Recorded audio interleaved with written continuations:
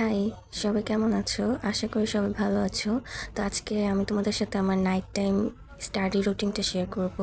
I have always been a night person থেকে আমি রাতে পড়াশোনা করতে পছন্দ করি। রাতের পরিবেশটা খুব চুপচাপ থাকে, তো তখন আমার ফোকাসটা খুব বেশি থাকে, তো তখনই আমার পড়তে খুবই ভালো লাগে। তাই রাতের টাইমটাতেই আমি বেশি পড়ি।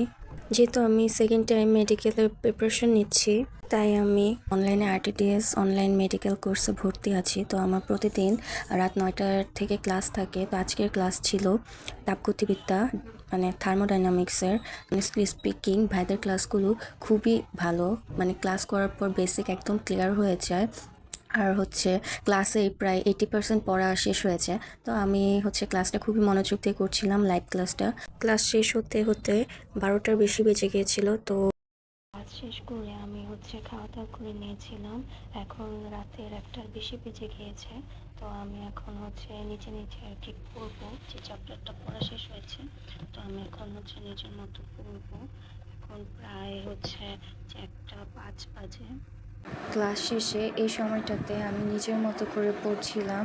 আমি নিজের মতো করে মেমোরাইজ করছিলাম যে চ্যাপ্টারটা কী কী পড়েছি, কী কী মেমোরাইজ করার দরকার। সবাই যখন ঘুমিয়ে যায় আমি তখনও জেগে থাকি। এই আলো আঁধারির রাতে চোখ ভরা ঘুম থাকলেও আমি ঘুমাতে পারি না, কারণ স্বপ্ন এত সহজে ধরা দেয় না।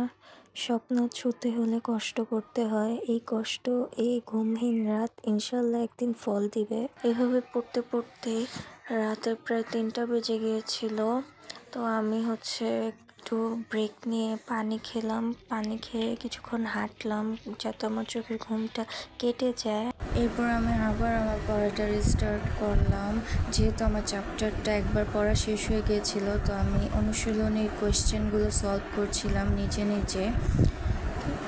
এভাবে অনুশীলনী সলভ করতে করতে প্রায় 4টার বেশি বেজে গিয়েছিল এবং আজান দিচ্ছিল তখন।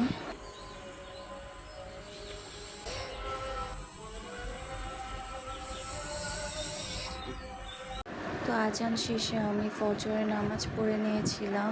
এভাবেই আজকের রাতটা আমার কাটলো তাপগতিবিদ্যা চ্যাপ্টারটি পড়ে। সো আজকের জন্য এইটুকুই। আল্লাহ হাফেজ।